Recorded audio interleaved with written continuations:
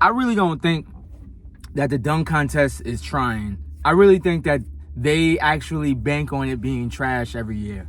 And from a marketing standpoint, I think that it's great because every single year we talk about the dunk contest the most, and it's the worst. Every single year we talk about it the most, and it's the worst thing up there.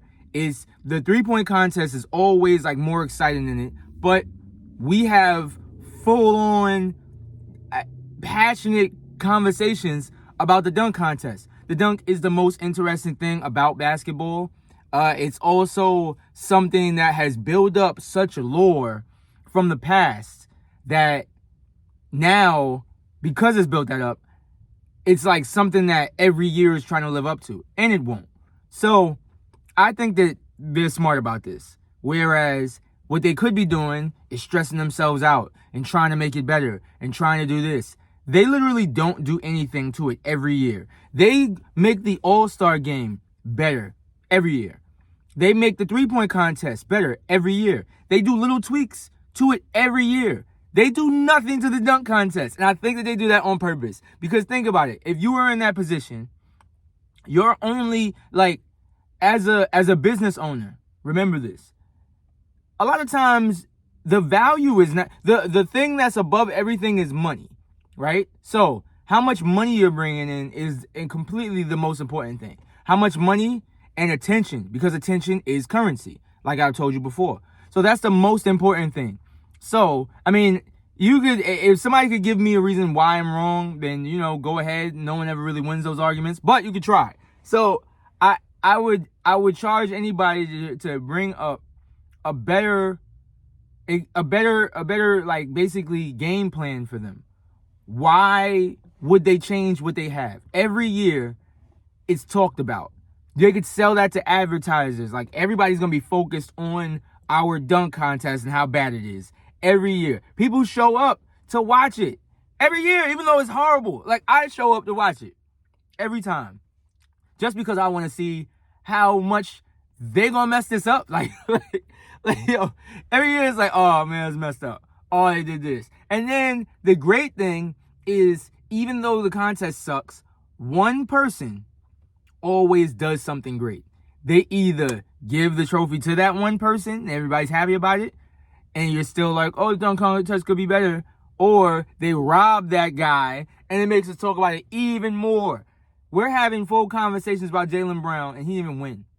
But we're just mad about this, that how he just sullied the name, the good name, the holy name of the dunk contest. So it's very smart. I think a lot of times we get too stuck on like the value of something. And if it's not winning, like the Cowboys, oh, they're not winning. They bring in the most money all year.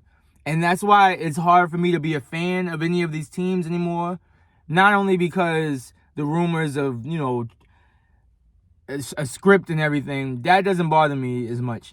What it is I realize a lot of these teams, if they had a choice between winning and making money, and if them winning, right, scenario, if them winning meant that they weren't going to make money, basically meaning like, you're going to win, but it's boring and the fans don't care about winning. We care more about like drama and craziness, hint, hint.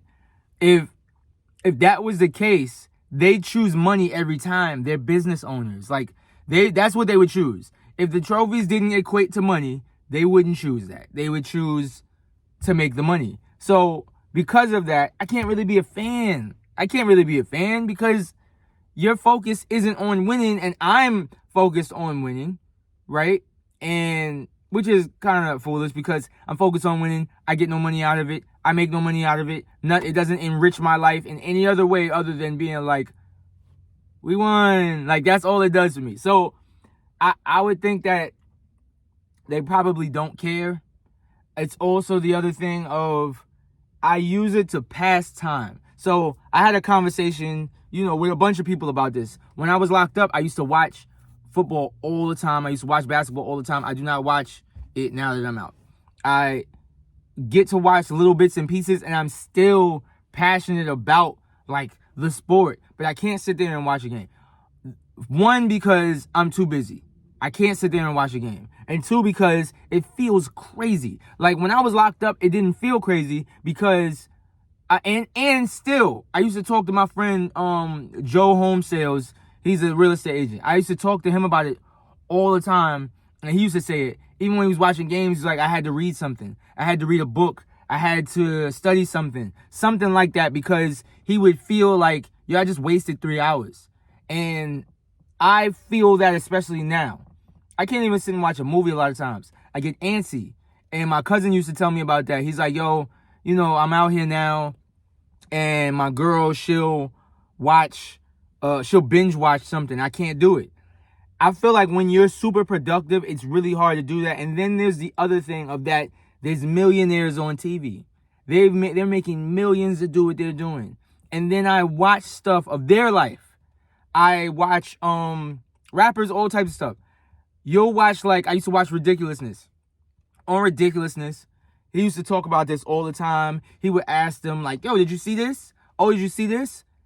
There was never anybody who was like, yeah, I saw it. One person, Nate Robinson. And that's not really a good comparison because he's... But I would see it, and I noticed the trend.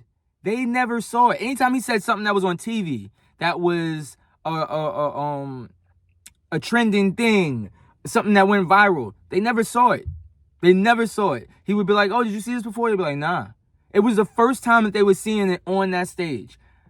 I don't think that they were lying. I think that was 100% true, because they're too busy achieving their dreams. And I've experienced it. When you're working hard, when you're doing these things, you're not watching TV. You're not sitting there watching a game for 3 hours. You're not doing none of that. Maybe Super Bowl, but I'm talking about games every Sunday, watching. Bro, you're not a productive person if you're sitting there watching games every Sunday and you're sitting for 3 hours, and that's one game. If you watch an entire Sunday, you're just doing nothing for that whole Sunday. There's people that do that. It's not for me, bro. I have so much fun working. And for two, it's just not for me, man. Like I feel like if you sit around for all of that time and you're watching just TV, you're not very productive. And hey, this is for another topic, because I was focused on a dunk contest. I don't want to give it, but I'm gonna definitely talk about that in another video, because there's a lot of people who disagree with that. But that's just how I feel. And also, I have facts to back it up. Like, come on, bro. A lot of my opinions. That's why I win a lot of the arguments that I win, because I have facts to back it up. This ain't about feelings. This isn't just about just my thoughts. I have facts to back it up. I will change my opinion on anything that I have an opinion on if somebody can give me a convincing case, which most people can't. But it has happened before, usually with my daughter. But that's about it. That's like the only person that can beat me. So, yeah, the dunk, yo.